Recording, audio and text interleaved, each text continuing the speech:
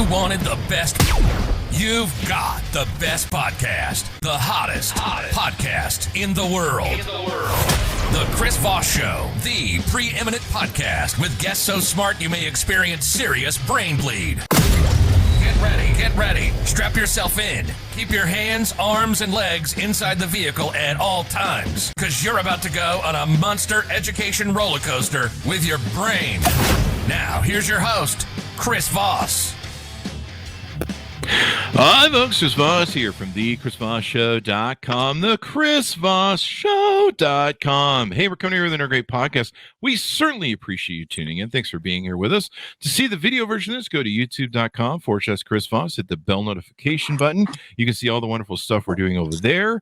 And you can go to Goodreads, where we all the books we're reading and reviewing are over there as well. You can also go see our groups on Facebook, LinkedIn, Twitter, Instagram, and all that good stuff. All those places, those cool kids are online nowadays.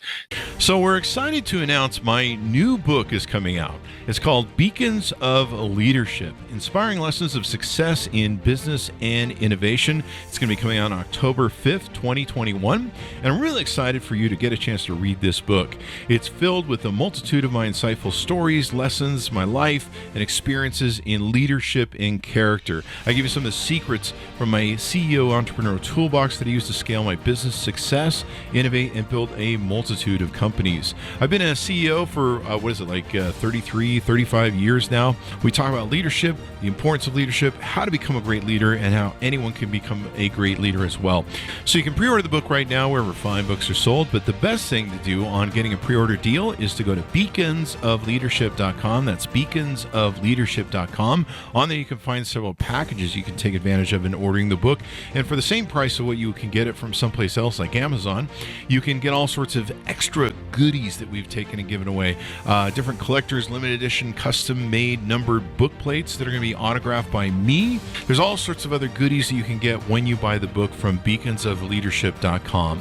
So be sure to go there, check it out, or order the book wherever fine books are sold. Today we have an amazing guest on the show, and she's written an amazing book that I just really enjoyed. It just barely came out on November 2nd, 2021. The title of the book is Saving Grace. Speak your truth, stay centered, and learn to coexist with people who drive you nuts.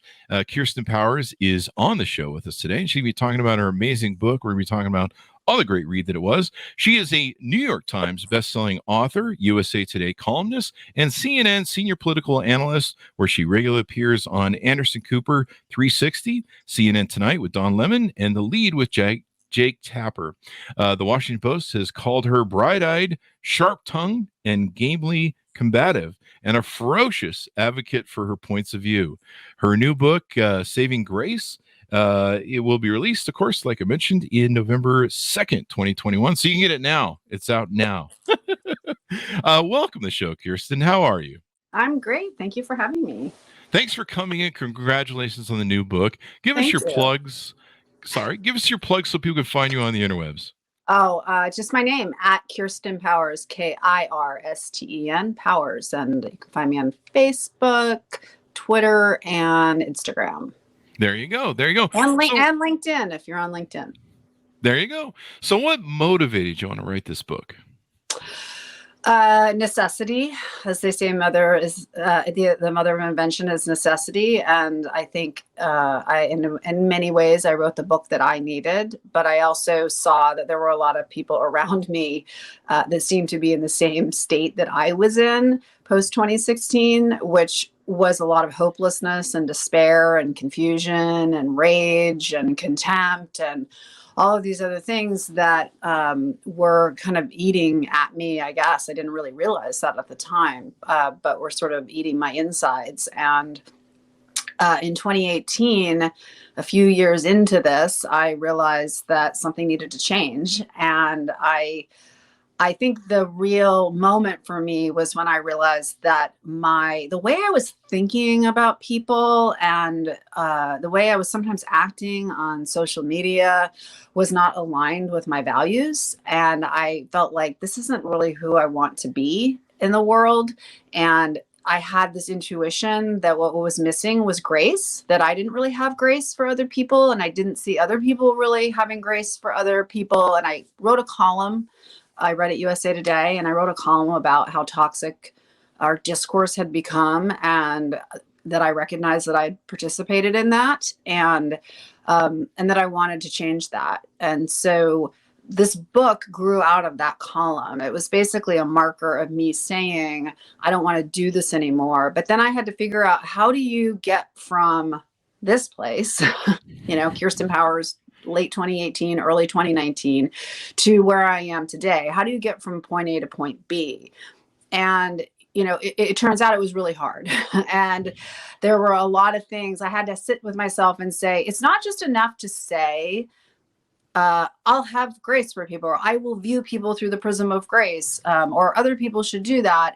I had to look at what's impeding me from doing this, because I've already intellectually assented to it, right? I already have assented to the idea that I should love my neighbor and I should love my enemies. But how do I do that? And so this book is the story of that journey, and has a lot of practical tips that worked for me, that I think can help other people. I love it. Would you say that's the arc of the overview of the book? Sorry, what was that? Would you say that's the arc of the overview of the whole book? I think the narrative thread is my story. Mm-hmm. But my story is a lot of people's story. Right. So there are specifics to it that might be different, but I think that a lot of people will relate when they read the first chapter about, well, it's really the second chapter, I guess, is where I really get into what it was like in 2016, right, through the campaign, and then going into after Trump was sworn into the White House. And, a couple of people have told me, like, when they got done reading that chapter, they're like, that was a little triggering. So, like, it's bringing back a lot of memories. And so I think that a lot of us are in the same place and are dealing with the same things. And actually, it doesn't really matter where you fall on the spectrum. I think there's been a lot of suffering and a lot of broken relationships, and a lot of fear, since 2016, regardless of where you stand on who won the election. Yeah. So that's what happened in 2016, why everyone was angry. Now I know. No, I'm just kidding. It was this little thing, like just this little thing. Thing. I went through the same experience you did. I was screaming at the TVs, at the phones, at the computers, raging all over social media. I was, and you wake up every day, and of course there would be some sort of gaslighting going on. And you probably felt great, right? Like, no, I don't even know. There were like whole days where it would just be like rage, because I work for myself, so I could just sit home and rage. And the social media, and then a lot of us struggle. I mean, one of the beautiful things about your book is you really talk about how to try and make it so that we don't have to alienate, unfriend, and block everybody. I mean, that was the biggest thing. I mean, I lost a lot of friends. And some people looked at it as politics, but there's certain things that aren't politics. Racism isn't politics. That's not a party thing. That's just a horrible human being thing. Yeah. So I love how you address a lot of these things in the book. Well, okay. So I would say I actually don't believe in horrible human beings, which is not. No. I'm working. And that's fine, because I used to believe that. I believe there are people who are doing horrible things. Yeah. And so that that sort of that's a perspective that you gain through practicing grace, which is you kind of can pull the lens back a little bit and not become entangled with what that person is doing or how they're behaving. And I say grace creates space for other people to not be you and then not be demonized. Right. So it's not that what they're doing is okay. It's not that sometimes they're doing very, very harmful things. And you should name that, and you should see that. And sometimes relationships do have to end. So this is not an argument for just looking the other way and letting people get away with things. It's more about how do we. So a really important clarifying thing is anger is a positive emotion. So it's not a negative thing. So to say I was angry is not negative, because that anger tells us something's wrong. So we're recognizing something's wrong. The question is, what do we do with that anger? Do we become filled with contempt and hatred, which usually puts us in a pretty unhappy, miserable place, and sometimes makes it difficult to actually even do anything about the issue that's problematic? Or do we find a way to be clear about the fact that that belongs to that other person and not to us, and we don't have to basically take that on and marinate in it, which is what I was doing. And instead, we can do other things. We can write a letter to the editor. We can donate money to a political party. If you think that that's the problem, you could donate money to an organization that's an anti-racist organization. You could amplify voices, anti-racist voices. There's a lot of other things we can be doing that actually don't require us to hate other people. And once we realize that the people who are being harmed by hatred is us, I think that makes it a lot easier. MLK said hate is too great a burden to bear. He's recognizing that it's a burden that we carry. It's not the other person, right? So whatever you were doing on social media, whatever I was doing on social media, does Donald Trump really care if you hate him? I think he likes it, actually. I think he likes it. I think you're right. I actually think he does like it. And I think he loves hijacking everybody's, not just their days, but during, while he was president, moments, minute to minute, he had complete control over the emotional states of people, right? So I think it's basically saying Grace is creating the space between me and this other person and saying, like, you don't get to be in control of my emotional state. Mm-hmm. And that is the mentality that a Nelson Mandela had. That is the mentality that an MLK or a Ruby Sales or a John Lewis had, right? It's not that it's an endorsement of segregation. Of course it's not. They're calling out segregation. And they're saying that this is wrong and all these other things. They're just not willing to take on all of that hatred because they knew it was going to harm them. So does that make sense? It does. It does. The tools that you gave in the book, and clearly I'm still working through them because I'm still practicing. Hey, you know what? It's a journey. Because after I got finished with your book, I was like, I remember saying some things or making some notes for the show, and I was like, wait, I'm not supposed to be doing that with after I read her book. I'm supposed to learn some stuff here. But actually, I'm glad that you brought that up because it is a practice and it is a journey. And so I spent a lot of time, for example, on non-judgment. Because what I was just saying that if you could like create a picture in your mind of here's this person over here doing something and you're judging them, it is the equivalent of like reaching your hand out, taking what they have and bringing it over to you, right? And once I understood that, like, no, that's theirs and I can decide what to do, I might have to have a conversation with them, confront them about it. I might have to say, ooh, this isn't a person that I'm probably going to have in my life. Though I do see the potential for them to do better. I mean, that is part of grace, but I had to learn that, right? I had to sit there with my therapist and I would come in and I would say all these things. And then she'd say, okay, let's try saying that in a non-judgmental way. And then I would say it another way. And she'd be like, no, it's still judgmental. Right. And so it's a learning process. And and the other thing I would say is that a lot of times people start with, well, what about Donald Trump? And I say, you don't start with Donald Trump. Right? Like that's like someone says, I'm taking up running and I'm going to run the Boston Marathon in 2 weeks. It's like, no, that's not where you start. You can certainly try to think about these practices when it comes up, but recognizing it'll be one step forward and 2 steps back. That's just the way growth happens. Right. But maybe start it with somebody who you actually do like and love, but who has views that are really upsetting you, but you can at least see, you can sort of practice this idea of looking at somebody as more than the belief, right? That like grace kind of creates that space for that. It's that, you're more than this belief and you have a story behind how you got to this place. And that's where I would tell people to start. Yeah, I really love what you talked about in the book about John Lewis inspiring you. Jamar Tisby was on a couple weeks ago on his book, How to Fight Racism. We also had Adam Russell on with his book, talking about a new vision for the beloved community. A lot of beloved, a lot of people are coming out with books like yours. And there's this discussion about how we can create a better community and reconnect with the other side and become American again.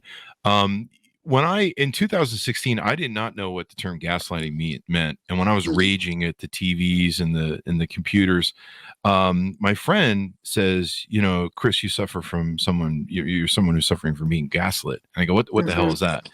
And they explained it to me. And what I loved in your book is you really identify the importance of, if you've experienced trauma from your childhood, and you don't respond to this stuff very well. And I guess one of the proponents for the book was some of your trauma in your life, and you seeing the Brett Kavanaugh hearings. Do you want to expand on that a little bit? Yeah, I think so. Gaslighting is something I actually experienced growing up. And I think a lot of people who are drawn to justice, fighting for justice and equality, have often come out of environments where they were traumatized. It's often the thing that I think inspires people to help other people, creates a lot of empathy. And so, but I also think that, first of all, even if you never had any trauma, any gaslighting trauma, being gaslit is traumatic. Even as an adult, even if you had nothing, that in itself is a traumatic experience because you feel like you're going crazy. That's the problem. And so you start to feel like you don't know what reality is. And so it's abuse. And so for me, what I realized was that I had a lot of unresolved trauma that, had not really been integrated. Some of it from childhood, some of it from adulthood. And that caused me to react in certain ways that made certain experiences even harder than it was for the average person. Now, the Brett Kavanaugh situation, of course, I was sexually assaulted. So there's a lot of other things that come into play. But, I never was somebody who said, this person is absolutely 1000% guilty. I was the one who said, I was saying, this is a serious accusation. This is the highest court in the land, and we have to take it seriously. And then we have to have a real investigation. And the gaslighting really was them claiming they were doing a real investigation when it was a total sham investigation, right? And so that was towards the end of 2018. And that really was when I was sort of hitting rock bottom, I would say, because it just felt like, wow, what kind of message are we sending, to teenage boys right now and girls, that we're not even going to take this seriously. We're not even going to try to get, to figure it out. And so I think that trauma also, it takes away your ability to see now, and this is not about Kavanaugh, so I'm moving on from that as a topic, but just generally speaking, like if we take politics, for example, it takes away your ability to see nuance or complexities. Mm-hmm. Because traumatized people, which most people are traumatized people, actually, and in the book, I give a place you can go to take a test that will tell you, how many traumatic events you've had, and people are going to be really surprised how many they probably have had. And and so what it does is in order to stay safe, keep us safe, our brain just sorts into good and bad. Right. So it's a survival mechanism. And so because of some things that happened in childhood and then a bunch of deaths in my family, right as I was starting to do television and write columns, was in this hyper dualistic binary place where there just were two ways to see something. Mm-hmm. And sometimes there are just two ways to see something. But the problem is, like you bring up racism. I mean, racism is bad. Like there's not another side to that story, right? But in a lot of issues, especially when it involves people, it's a lot more complicated. Mm-hmm. And so, but what we do is we take that, it's like, if your hammer, everything looks like a nail. We use the same analysis for every situation. Mm-hmm. And so when I became aware of that and realized I needed to deal with some trauma and then did deal with that trauma and did integrate that trauma, I started to have a capacity to kind of hold space for that area where people are more than just the thing they're saying or what they did or how they voted, and being able to see them more in their full humanity. Again, I have to always go back to this just to make it clear. It doesn't mean if somebody causes harm, they're not accountable. It's just that when you see people that way, you hold them accountable in a more humane way, and you hold them accountable in a more restorative way, where we can recognize the potential in them to do better. One thing I also talk about in my book a lot is reflecting back on my life and realizing how many dumb things I've done and how many things I've said that I don't believe anymore. And do I want to be held to that standard, right, of who I was 15 years ago or 10 years ago? So that's what grace kind of creates a space for. People mess up, people change, and they grow. If they're really sorry and they're willing to do the work of making things right, I think that we should work with them to try to make things right. Which is an interesting approach. I love how you did it in the book. You talked about the rigid strategy, I think it was, Yeah. on how to deal with resolved trauma and how to try and see people for who they are and try and get them down the road. Like one of the great things you talked about in the book was trying to use stories to help change people's lives instead of facts. I really love that. And that really gave me some toolbox, some tools to take and use with people I'm struggling with. Yeah. So and that's based on social science. And so what they've found is, particularly in the post-fact world, showing up and bombarding somebody with a bunch of facts is going to get you nothing.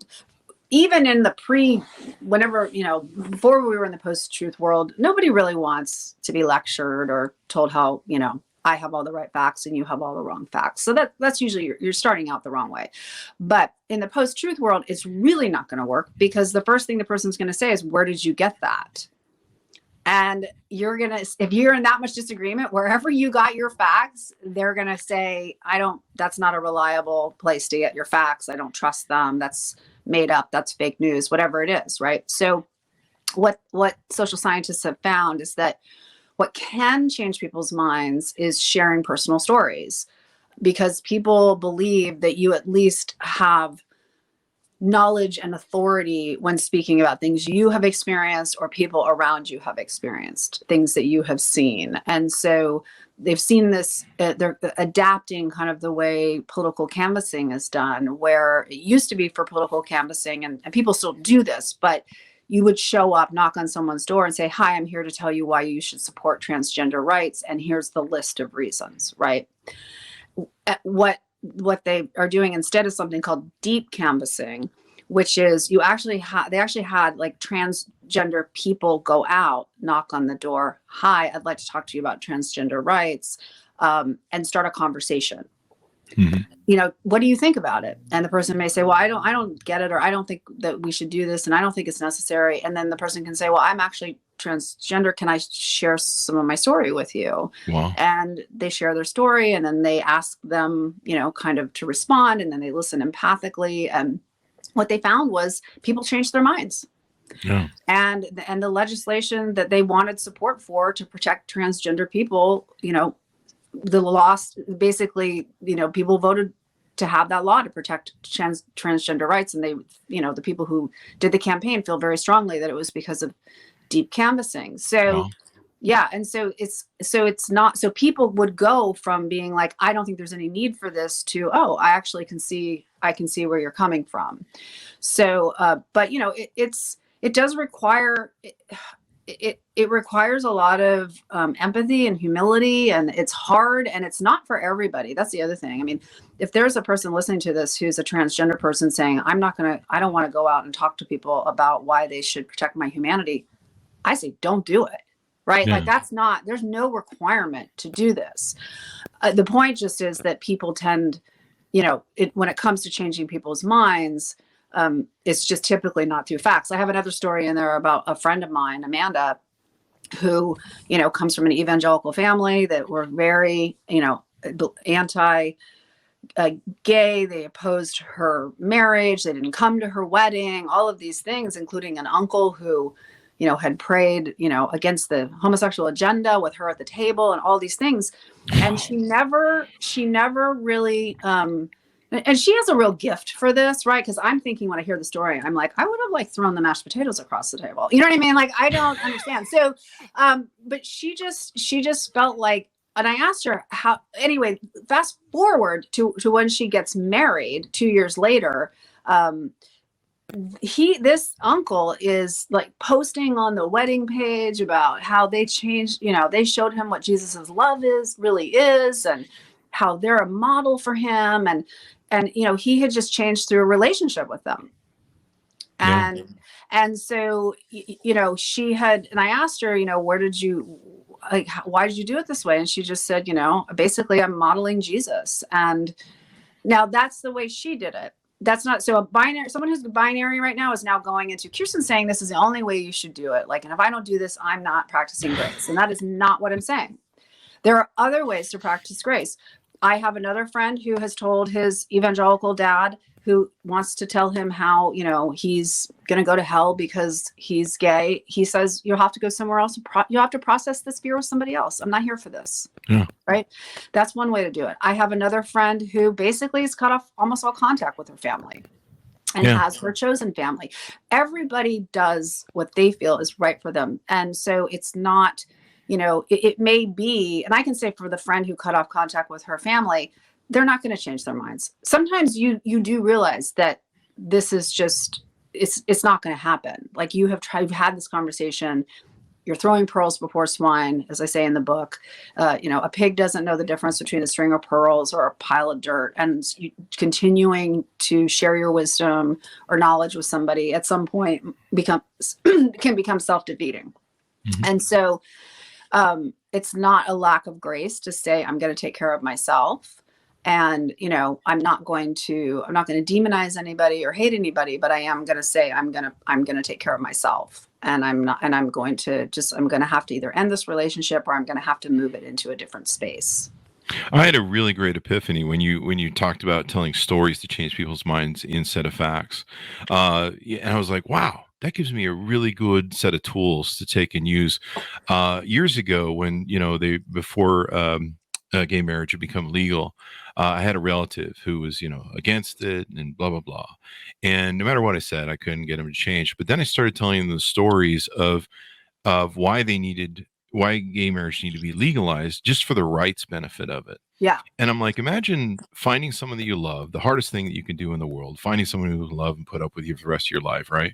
And you find someone you love, you live with them, you spend all this time. And I told them the stories about how they didn't have the power to inherit, maybe they owned a home together. And like the family of the one spouse that died or not spouse, but partner that died would come just take the house and take all the furniture and everything that they built. I said, imagine going to the hospital when your partner is in the hospital and they won't let you in because you don't have any marital rights. You're not really next of kin and you can't hold their hand as they're dying. Imagine what that feels like. And so telling those stories, flip the switch. Yeah. And I've seen that with a lot of my friends, my gay friends, who just the family, there was another friend who was dating somebody who came from a religious family who didn't really approve of it, but were kind of trying to be open to it, but didn't really know what to do. But when they saw my friend's relationship with his partner, they recognized that this is the same as my relationship with my husband, right? They actually seeing it, shifted it. Whereas before they were just, they were basing their opinion on stereotypes and caricatures at best, and demonizing and dehumanizing at worst, that they had been fed by other people. And when a real person showed up and it didn't match up to that, then that was what changed their minds. And so I think that stories are very, very powerful, and relationships are very powerful as well. Yeah. Resolving your trauma can help. And then the next thing I loved was the boundaries, talking about boundaries with people, how to set boundaries. I had one friend recently that I didn't want to lose, and he consumes his news from a propaganda network. I think we all know which one that is. And we would battle because we'd start talking about politics and things would be clean. And then he'd start throwing tropes at me and I'd be like, I know where you get your information. And then it would just get ugly. And so finally what I had to start doing, because, I have a lot of historians that are on the show. We've done almost 1,000 shows. We have a lot of people that are brilliant authors like yourself on the show. And so I hope I'm fairly well educated. It's never a finished job, but I'm like, look, until you've spent as much time reading and understanding as much stuff, this is a boundary. We're not going to talk politics until you've, and I offered to him, I said, look, I'll give you some books that we have. You know, we got a ton of books laying around. I'll give you some books if you want to read them. If you want to explore some stuff, I'll explore with you, but you just can't throw traps at me. And so I had to do what you talk about in the book, set a boundary and say, nope, this is the no-go zone. We'll talk about kids and everything else, but no politics. How did he react to that? He's pretty cool with it. You know, every now and then we're still friends. So we got that. Right. Yeah. Yeah. I think that's, you know, and I think that the thing is that it's not like you didn't try. I do think you should try when somebody, you know, because it's not, you don't want to also just leave people holding bad beliefs, because it obviously harms other people, but it harms them too. Right. So I think that it's worth, I have a whole chapter on embracing healthy conflict. And, you know, I say, be a peacemaker, not a peacekeeper. Don't be somebody who just, you know, uses boundaries as a way of getting out of actually having to have an uncomfortable conversation. But sometimes you do get to a point where you realize I'm not dealing with somebody who can receive what I'm saying. And so at that point you have to, you know, just basically say, no, we're not going to do this. And then find other ways for you to change the things that you're concerned about. Whatever your friend is bringing up that's concerning to you, I'm sure there's an organization that's working on that, right? That could use your help. And so, you know, versus trying to browbeat somebody into believing something that they don't want to believe. And also understanding all the psychological dynamics, the way our brains work, you know, and realizing that, you know, people probably didn't reason their way into their views, because most people don't. Most people decide what they believe and then they find the facts to support it. Most people aren't working in the industry that we're working in, where it's actually your job to be digging into this all the time. They have full-time jobs. They're doing other things, right? So it's not, they've chosen who they trust to get their information from. And that's basically where it ends, right? They probably, I don't know if your friend has time to be doing all that research. So I think that, if you were to talk about it, it would be better if you just, maybe if you wanted to talk about it, you could set boundaries about how to talk about it, right? Which is, we only share stories about people that we know. We don't, you know, you don't tell me what you saw in the news or whatever it is. Like, it actually has to be a person that you know. Yeah, that was really important. You talk also about the repentance process in your book. I really loved it, and I'm an atheist too, but I still just I was cool with all the stuff that you had in the book about I've heard your that a journey lot. and what I've you've heard gone that from through. a lot of people who are atheists. Yeah. Sometimes I struggle. I wanted the book to be accessible to everybody. So I think that there's wisdom in the Christian tradition, the same way there's wisdom in the Buddhist tradition. I'm not Buddhist, but I access that wisdom, right? And so in different traditions, you can find things, and most of these things show up in all the different traditions. And so I think that we can all benefit from them. There are also things, by the way, that most therapists agree with. So, like, most therapists would tell you, hating people, it's not going to help you, right? The first thing they would do is try to get you to learn how to stop judging people and all these things, right? These are also just basic kind of therapeutic things as well. Yeah, even as an atheist, I go, would Jesus do this? I try and follow the golden rule. I mean, I do. But I mean, you can see Jesus as just somebody who is a model to follow. You don't have to believe that, you know, he's your savior, right? That's the point. It's like there's lots of wisdom in there that you don't have to sign on to the religion to benefit from. Yeah, I think this is a term you used from the book from my notes. Rhetorical dope peddlers. Yes, that's something Arthur Brooks, actually, he's at Harvard, a social scientist. He coined that term, and he basically said, we're always concerned about other people's rhetorical dope peddlers, who are the people that are just feeding them, you know, outrage and anger and hate. But we have to really be concerned about who our rhetorical dope peddlers are. Who are we going to tell us what we already believe and to tell us how good we are and how bad the other people are? And, you know, to really stay away from those people. And I say like a test after you have consumed news or have been on social media, a test is, am I more informed or am I more activated to hate people? So, I love that. and you really, if you're activated to hate people or other people or any of these things, then find a different way to get your news, because that's not really what it's for. You know, if you feel angry, like this is unjust and this is wrong, or I'm scared about what's happening in our country, those that's fine. That's good, actually. But if you start moving into, I immediately, as soon as I turn off the news, am just consumed with how evil half of the country is, right? Then you're not really informed. That's not, you can be informed and engaged without those emotions. I know, because I now do it.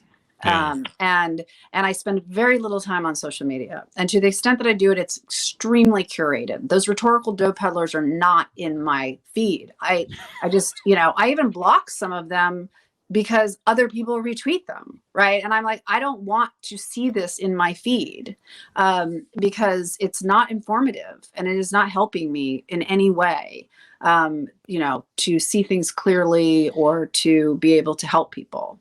Yeah, I noticed that in the last year or two, where I was like, a news channel will be going, this news channel's bad, and that news channel's bad. And they're fighting over stuff, and you're like, are we doing anything besides pointing fingers at each other's news channels? and so you're like, okay, well, where's the information? Where's the good stuff? Where's what's really going on in the world and the stuff? And I like how you decided to deal with social media too, where I think you cut off a lot of it, didn't you? Initially, I cut it all off. So I went cold turkey, and I deleted all the apps from my phone, and I had for Twitter. I didn't really have that much of a problem. I didn't do Facebook, and Instagram wasn't that much of a problem for me, but Twitter was a real problem. And so I deleted the app, and I had my fiance change my password. So there was and I was like, under no circumstances if I had to see something, like someone sent me a message, because I could see if I had a message in my email, I would have to go to his computer and he would log in, and then I would read the message and reply, and then he would log me out. Like, he couldn't even log me in on my computer, because then it would save the password. So I say in the book, I felt kind of like what it must be like when an alcoholic says, I'm not going to drink anymore, and they like pour the vodka down the toilet, right? It's like, that's sort of what it was like. But I have to say, it was only like 2 or 3 days, and I felt different. Yeah. And within a month, I decided to go back on and do this Twitter thread about what I'd kind of reflected on. And I went on, and it all looks different to me. I just thought, gosh, this is really messed up. And this is not saying that I think that Twitter is always bad, because I don't. I think that there are a lot of good things about it. And I think that, Black Lives Matter and Me Too, I don't think would exist if it wasn't for Twitter. And so sometimes it can be a really, powerful tool for change. And a lot of times it can just be this toxic cesspool. Yeah. And so I did my Twitter thread, but then I went back to not being on, and I stayed off of it mostly for the last couple of years. I moved when I finally decided I'll go on it. Sometimes I only look at it on my computer, and it's not addictive. And I talk about in the book how these social media apps are created to addict us through they know how our brains operate and what our brain likes and how the dopamine hits we get. And so infinite scroll is something that was invented so that we just keep doing this. And so when you're on Twitter, even if I did it right now, having hardly been on, you'll start just doing it. It's like you just are kind of like, there's just something in you it's very pleased, especially when you're tired and you don't really want to do anything. You're kind of like, oh, I'm in line. I'm just going to do this. And so I only look at it on my computer. And so that means I hardly look at it, because you kind of go on and you're like, like maybe I see an article and I click on it or something, but it doesn't really do anything for me. So I think you have to be realistic about the fact that the business model for these social media applications is to get you amped up. Like that is the entire point. It's not a side effect. It's the purpose of it. And so you have to be super careful. The title of that chapter is What Goes In Must Come Out. And my point being, everything you're taking in, it's going to come out some way. You're either going to spew it out on another person, or you're going to get a migraine or back pain or whatever it is, but it's going to go somewhere. Like, you just can't be taking in all this information without it coming out in some sort of unhealthy way. So be careful about what you're letting into your mind and into your body. Your central nervous system is being activated, when you're seeing these things, and it's not an accident that that's happening. Yeah, I think we need dopamine rehab centers for everybody at this point. Yeah. I know, because you do go through withdrawals when you stop getting those dopamine hits. Yeah, and I think someone had a book called Dopamine Nation that we tried to get on the show.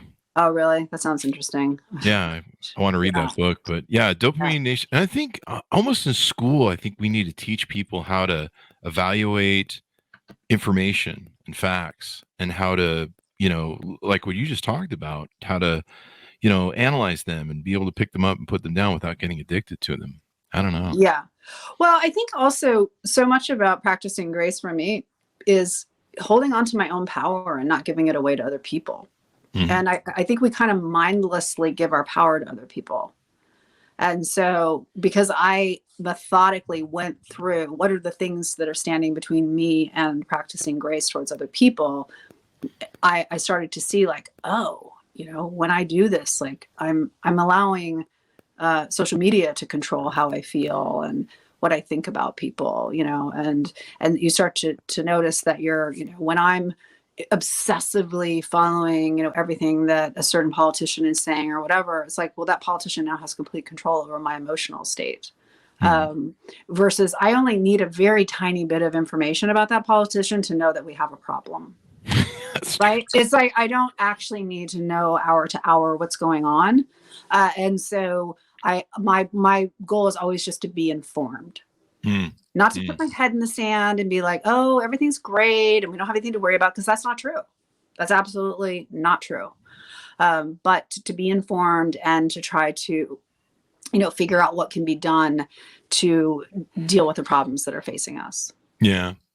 And I love your suggestion that we need to interact with each other socially more as human beings, and not online so much, but, go be human with each other so that we recognize each other's humanity.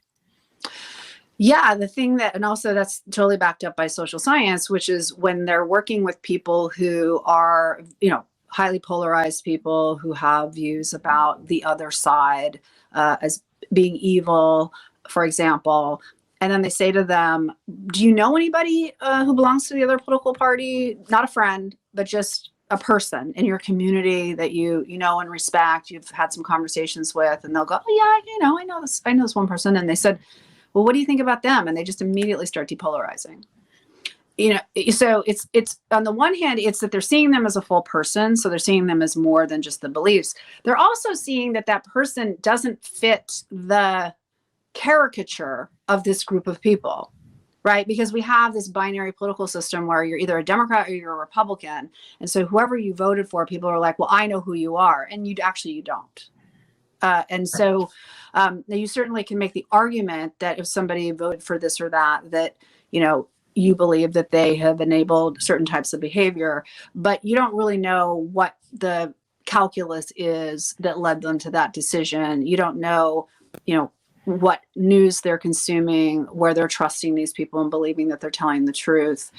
So I have a lot more compassion for people around that. I will say the hardest people are the leaders, because they're the ones, they know what they're doing, right? Yeah. So it's not the sort of average person who thinks when they listen to the certain person that they're getting the truth, because that is what they believe, right? And so, and I'm not sure that it's fair to expect people to be cynical, right? To expect people to be able to recognize that, because most people, grew up in an environment where they were told this is the news you can trust, and everybody around them trusts that news. And so they trust it. And so I'm able to have a little more compassion for them but with the people who I'm like, gosh, I know, because I actually know you and I know that you know better than this. those are the hardest cases. Yeah, it's just, you gave me so many tools with this book. I consumed it like I in 2 love it. days, and I just felt so empowered. And I'm still working on it, as you can tell. As you know, I'm Yeah. still like gotta quit As am I. calling people horrible people. But As you am know, I. it's a journey. But it's a wonderful book, and I'm so glad that you shared it with us. I advise everybody to get it, read it, consume it. If you have traumas in your life from childhood or whatever, get those fixed. Go see a psychiatrist, get them fixed. When I sat down with mine, went through my Leaving Neverland experience of coming out and letting the poison out, as Oprah talked about, that got me out of the gaslighting, and now the gaslighting is dead for me now. And so just dealing with the trauma, getting that done. And you give me so many tools in the book to sit down with people that I love and care about, that I don't want to lose, be over political stuff. And thankfully things have calmed down a little bit until 2024. But I thank you very much for the book. It was awesome. Thank you so much. There Thank you go. for having me. It was a great conversation. Thank you, Kirsten. Thanks for coming on the show. And to my audience, be sure to pick up the book, Saving Grace. Speak your truth, stay centered, and learn to coexist with people who drive you nuts, by Kirsten Powers. You can order it up today, wherever fine books are sold. Thanks, guys, for tuning in. Go to youtube.com/Chris Voss. Hit the bell notification button. Go to goodreads.com/Chris Voss. See everything we're reviewing over there. All the groups on Facebook, LinkedIn, Twitter, Instagram, TikTok, all that good stuff. Be good to each other, and we'll see you guys next time. So we're excited to announce my new book is coming out. It's called Beacons of Leadership, Inspiring Lessons of Success in Business and Innovation. It's going to be coming out on October 5th, 2021. And I'm really excited for you to get a chance to read this book. It's filled with a multitude of my insightful stories, lessons, my life, and experiences in leadership and character. I give you some of the secrets from my CEO entrepreneurial toolbox that I use to scale my business success, innovate, and build a multitude of companies. I've been a CEO for, 35 years now. We talk about leadership, the importance of leadership, how to become a great leader, and how anyone can become a great leader as well. So you can pre-order the book right now wherever fine books are sold, but the best thing to do on getting a pre-order deal is to go to beaconsofleadership.com. That's beaconsofleadership.com. On there you can find several packages you can take advantage of in ordering the book. And for the same price of what you can get it from someplace else like Amazon, you can get all sorts of extra goodies that we've taken and given away. Different collectors, limited edition, custom-made numbered book plates that are going to be autographed by me. There's all sorts of other goodies that you can get when you buy the book from beaconsofleadership.com. So be sure to go there, check it out, or order the book wherever fine books are sold.